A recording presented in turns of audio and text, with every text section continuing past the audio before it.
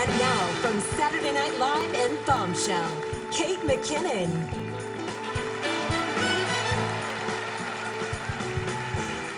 Hello. How are you guys? The Carol Burnett Award is given to someone who, like its namesake, Carol Burnett, has given us decades of laughter, tears, and a new sense of what's possible. So I would like to read a list of things that tonight's recipient, Ellen DeGeneres, has personally given me.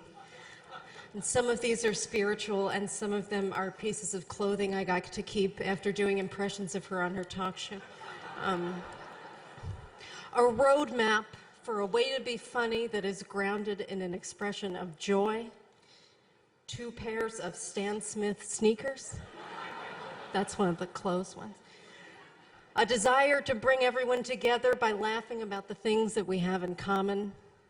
My best collared shirts. A sense of self. I have to explain that one more. In 1997, when Ellen's sitcom was at the height of its popularity, I was in my mother's basement lifting weights in front of the mirror and thinking, am I gay? And I was. And I still am.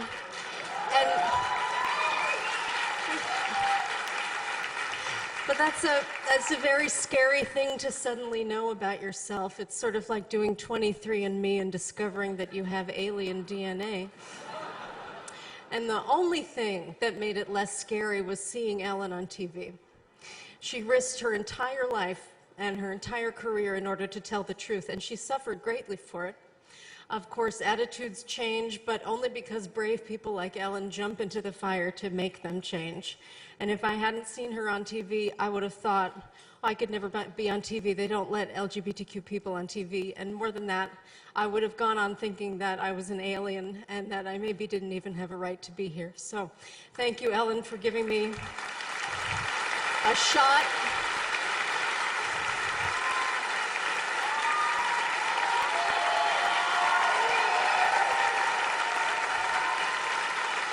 A shot at a good life, and thank you also for the sweater with the picture of the baby goat on it.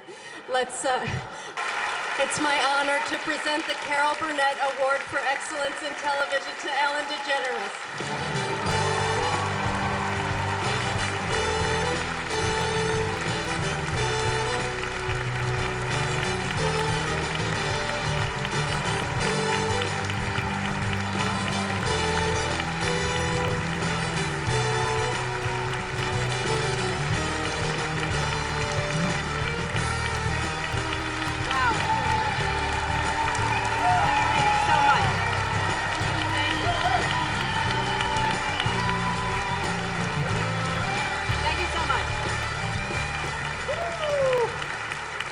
So much. You never know where life takes you, huh? Before I say anything, Australia, I love you. My heart goes out to everyone who is suffering in Australia, all the animals that we've lost. Kate, you're incredible, and thank you so much. I know how hard. I hate being asked to do things like this, so thank you for doing this. Thank you for flying here. Thank you for writing something. Thank you for that amazing the words that you said. Thank you so much. I love you. I love it.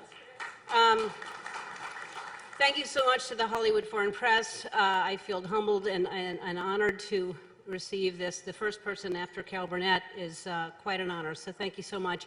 It's a prestigious award, and what I like most about it is that I knew coming in I would win.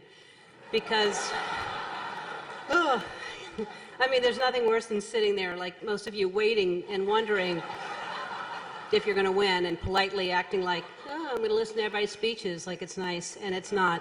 Because people just go on and on and on and on and on and on and on and on, and you're like, I'm not going to do that. I'm going to be quick. Although I don't have to, because it's a special award, and they don't play me off. I mean, I don't have to end at all because it's a special award. But they said they were going to give me a sign at 25 minutes, but that's for my reference, just to see where I was. But I could go on. I'm not. I'm going to keep it quick. I was born in New Orleans in 1958, January 26th. Dr. Swanson delivered me at 8:43 in the morning. A rainy, and Louisiana, heavy rain. My parents drove me home in a Buick. I think it was a Buick. It could have been a Ford or a Chrysler. It was a Buick. I think it was a Buick. The point is, they brought me home in a car. And before I knew it, I had a successful sitcom, and I came out. And then I lost that sitcom. And then I got another sitcom, and I lost that sitcom too. And then I got to do something that I'd never been able to do before, and that is make my own whiskey. And after that, I got a talk show, and I was able to be myself. And that was 17 years ago. And I feel like you've all really gotten to know me over the past 17 years. I am an open book. And I couldn't have done it without my husband, Mark. Mark, you are my rock. Thank you for supporting me through this crazy journey. I know it wasn't easy for you or the kids. Rupert and Fiona, go to bed. I love you. That's funny, because they're in college now. But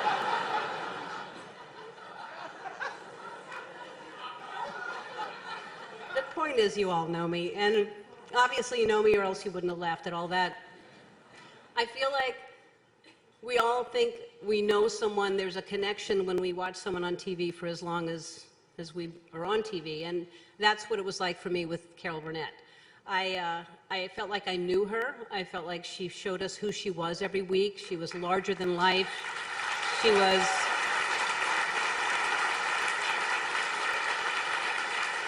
We counted on her to make us feel good, and she delivered every single week. She never let us down. She was hilarious in all the sketches that she did, and when she did the Q&A with the audience, she was just genuine and personal, and I always felt like she was speaking to me. When, at the end of the show, every time she pulled her ear, I knew she was saying, "It's okay, I'm gay too." Thank you.